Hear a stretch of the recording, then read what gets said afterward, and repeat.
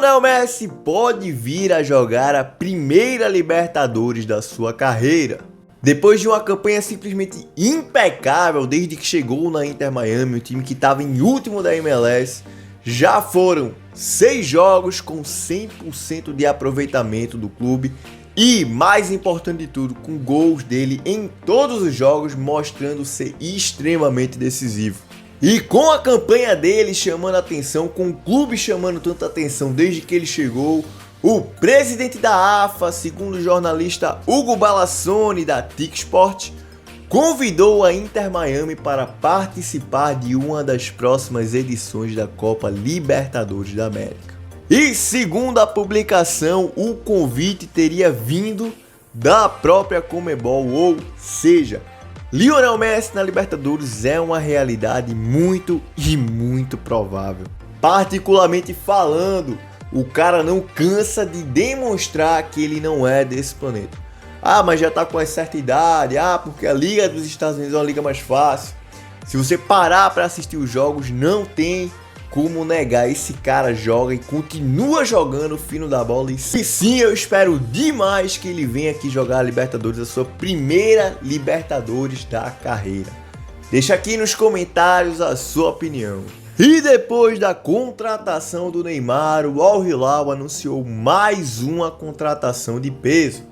Dessa vez foi a vez do goleiro Bono, que estava no Sevilla. E que, se você lembra da campanha histórica do Marrocos, não tenha dúvida que esse cara foi uma peça fundamental para o time ter chegado onde chegou. Sem sombra de dúvidas, um goleiro de altíssimo nível. Segundo a imprensa local, a negociação será em torno dos 19 milhões de euros fixos, mais 2 milhões em bônus variáveis, o que equivale a um total de 114 milhões de reais pelo goleiro. Segundo Fabrício Romano, depois de reforçar o seu time com Leandro Paredes, a Roma também reforçou a sua equipe agora com Renato Sanches, que chega com empréstimo de duração por uma temporada. O empréstimo que custou cerca de 1 milhão de euros, que equivale a 5,4 milhões de reais, onde há uma cláusula opcional de compra por 15 milhões de euros, o que equivale a mais ou menos 82 milhões de reais, a qual se torna obrigatória se o atleta atuar em pelo menos 60% dos jogos. Isso que a UEFA fez não existe.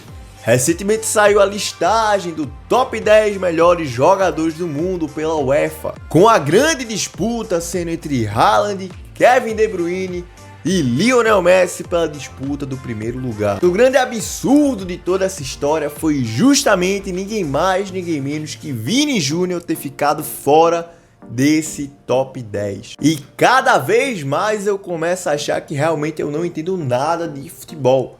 Porque você analisar toda a temporada do Vini Júnior, ver tudo que ele jogou como protagonista do Real Madrid, ver onde ele levou a equipe, como ele foi decisivo, e não botar o cara pelo menos no top 10, isso pra mim não faz sentido nenhum, essa classificação da UEFA. E grande detalhe, ainda por cima botar Jesus Navas, botar McAllister, Declan Rice e dizer que eles jogaram mais bola que Vini Júnior, com todo respeito à carreira dos caras, ao futebol que eles jogaram, mas dizer que eles jogaram mais do que Vini Júnior jogou, isso pra mim não faz o menor sentido e, na minha opinião, foi uma grande falha na classificação da UEFA. Não existe, eu começo a acreditar cada vez mais que eu tô por fora do futebol. Essa decisão pra mim não faz nenhum sentido, é o cara que sim, merecia estar pelo menos no top 5 da UEFA pelo futebol que vem entregando. E recentemente tivemos a final da Supercopa da UEFA entre Manchester City e Sevilla. E por mais que o Manchester City tenha levado o título, tem que admirar e tem que bater palma para o Sevilla, que jogou de igual para igual com um gigante. Um jogo que todo mundo estava dando como dado para o Manchester City, realmente era uma equipe que estava entrando como grande favorita. O Sevilla surpreendeu e surpreendeu demais, abrindo o placar e perdendo o jogo somente nos pênaltis. Ou seja, é uma equipe que surpreendeu e surpreendeu muito, por mais que não tenha levado o título, que escapou por um fio nos pênaltis, diga-se de passagem. E tudo isso também muito graças ao goleiro Bono, tem que elogiar a atuação dele, o cara foi simplesmente um monstro. dentro de campo, agarrou demais e mostrando mais uma vez que é um goleiro de altíssima qualidade.